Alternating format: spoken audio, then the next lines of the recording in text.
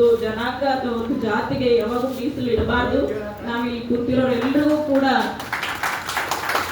ಅವರು ಯಾವುದಾದ್ರೂ ಒಂದು ರೀತಿ ಅವರ ಒಂದು ಪರಿಶ್ರಮದಿಂದ ಮಾತ್ರ ನಾವು ಇಲ್ಲಿದ್ದೀವಿ. ಪ್ರಪ್ರಥಮವಾಗಿ ಕಾರ್ಮಿಕರಿಗೆ ಏನಂದ್ರೆ ಕೆಲಸದ ಅವಧಿಯನ್ನು ಫಿಕ್ಸ್ ಮಾಡ್ತಾರೆ. ಅದರಲ್ಲಿ ಕಾರ್ಮಿಕರು ಇಷ್ಟೇ ತಾಸು ಕೆಲಸ ಮಾಡ್ಬೇಕು, 8 ತಾಸು ಕೆಲಸ ಮಾಡ್ಬೇಕು.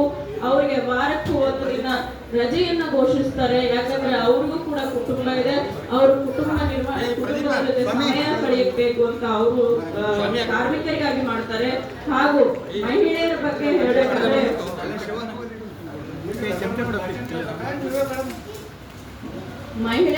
ಹೇಳಬೇಕಾದ್ರೆ ಮಹಿಳೆಯರು ಇವತ್ತು ನಾವು ಯಾರನ್ನ ನೆನೆಸ್ತೀವೋ ಬಿಡ್ತೀವೋ ಗೊತ್ತಿಲ್ಲ, ಆದ್ರೆ ಫಸ್ಟ್ ನಾವು ನೆನೆಬೇಕಾಗಿದ್ದು ಡಾಕ್ಟರ್ BR ಅಂಬೇಡ್ಕರ್ ಅವರನ್ನ. ಯಾಕಂದ್ರೆ ಮಹಿಳೆಯ ಸಮಾನತೆಯ ಬಗ್ಗೆ ಹೋರಾಟ ಮಾಡಿದ್ರಲ್ಲಿ ಅಗ್ರಗಣ್ಯರು ಅಂದ್ರೆ ಡಾಕ್ಟರ್ BR ಅಂಬೇಡ್ಕರ್ ಅವರು. ಯಾರು ಬಂದರೂ ಸಹ ನಮ್ಗೆ ಮೌಖಿಕವಾಗಿ ಹೇಳಿ ಹೋಗಿದ್ದಾರೆ. ಎಲ್ಲರೂ ಬಹಳ ಜನ ರಾಜಾರಾಮ್ ಮೋಹನ್ ರಾಯರವರು ಹೋರಾಟ ಮಾಡಿದ್ದಾರೆ, ಬಸವಣ್ಣನವರು ಹೋರಾಟ ಮಾಡಿದ್ದಾರೆ, ಸ್ತ್ರೀ ಸಮಾನತೆ ಬಗ್ಗೆ ಗಾಂಧೀಜಿಯವರು ಕೂಡ ಹೇಳಿದ್ದಾರೆ. ಆದ್ರೆ ಅದನ್ನ ಕಾನೂನುಬದ್ಧವಾಗಿ ಯಾರು ಅಧಿಕಾರ ಕೊಟ್ಟಿದ್ದಾರೆ ಅಂದ್ರೆ ಅದು ಕೇವಲ ಡಾಕ್ಟರ್ BR ಅಂಬೇಡ್ಕರ್ ಅವರು. ಅವರು ಹಿಂದೂ ಕೋಡ್ ಬಿಲ್ ಅಂತ ಬಂದಾಗ ಅದರಲ್ಲಿ ಸ್ತ್ರೀಗೆ ಆಸ್ತಿಯಲ್ಲಿ ಸಮಾನ ಹಕ್ಕು ಅನ್ನೋ ಒಂದು ಅದು ಮತ್ತೆ ಎಲ್ಲ ಅಧಿಕಾರದಲ್ಲಿ ಸಮಾನ ಹಕ್ಕು. ಅವ್ರು ಇನ್ನ ಏನಂದ್ರೆ ಆ ಒಂದು ಹಿಂದೂ ಬಿಲ್ ಪಾಸ್ ಆಗದೇ ಇದ್ದಾಗ ಮಹಿಳೆಯರಿಗೆ ಅಂದ್ರೆ ಜನಸಂಖ್ಯೆಯ ಅರ್ಧ ಭಾಗವಾಗಿರುವಂತ ಮಹಿಳೆಯರು ಅವರಿಗೆ ನಾನು ಸಮಾನ ಹಕ್ಕು ಕೊಡಕ್ಕಾಗಲ್ಲ ಅಂದ್ರೆ ನನಗೆ ಈ ಕಾನೂನು ಮಂತ್ರಿ ಪದವಿನೇ ಬೇಡ ಅಂತ ಹೇಳಿ ಅದು ಪದವಿಗೆ ರಾಜೀನಾಮೆ ಕೊಟ್ಟು ಬಂದಂತವ್ರು ಡಾಕ್ಟರ್ BR ಅಂಬೇಡ್ಕರ್ ಅವರು. ನಾವು ದಿನಾಲು ಏನಂದ್ರೆ ಬಿಸಿಲಾಗ ನಿಂತಾಗ ನೆಳ್ಳಿಗ್ ಬಾ ಅಂತ ಕರೆದೋರ್ಗಿ ನೆನ್ಪಿಟ್ಕೋಬೇಕಂತ ಹೇಳುವಂತ ರೂಢಿ ನಮ್ದು. ಇವರು ನಮಗೆ ನೆಳ್ಳಾಗ್ ಬರೋದಲ್ಲ, ನಾವು ಜೀವನ ಪರ್ಯಂತ ನಾವು ನೆಳ್ಳಾಗ್ ಮುಂದ್ ಕೆಲಸ ಮಾಡಂತ ಈ ಒಂದು ಡಾಕ್ಟರ್ BR ಅಂಬೇಡ್ಕರ್ ಅವರನ್ನ ನಾವು ಸದಾ ನೆನೆಸ್ತೀವಿ ಮತ್ತು ಹಾಗೂ ಚಿರಋಣಿಯಾಗಿರ್ತೇವೆ ಅಂತ ಹೇಳ್ತೇನೆ.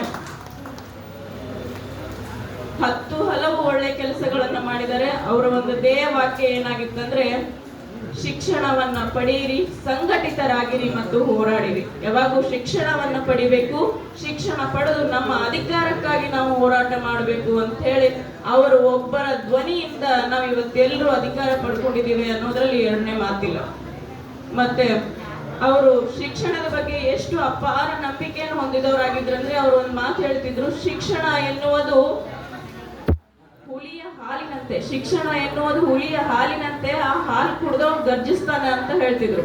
ಶಿಕ್ಷಣದ ಬಗ್ಗೆ ಅವರಿಗೆ ಅಷ್ಟೊಂದು ಅಭಿಮಾನ ಹಾಗೂ ಆ ಶಿಕ್ಷಣದಿಂದ ಏನೇನ್ ಚೇಂಜಸ್ ಮಾಡಬಹುದು ಸಮಾಜದಲ್ಲಿ ಅಂತ ತೋರಿಸ್ಕೊಟ್ಟವರು ಕೂಡ ಡಾಕ್ಟರ್ BR ಅಂಬೇಡ್ಕರ್ ಅವರು.